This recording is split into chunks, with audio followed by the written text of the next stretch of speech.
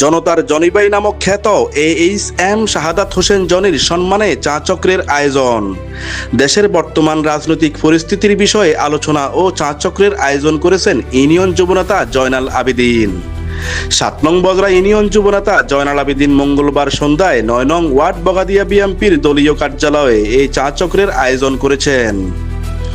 আমন্ত্রিত অতিথিদের চটপটি ফুচকা, দেশীয় গরুর দুধের তৈরি চা সহ নানা ঐতিহ্যবাহী খাবার আপ্যায়ন করা হয়।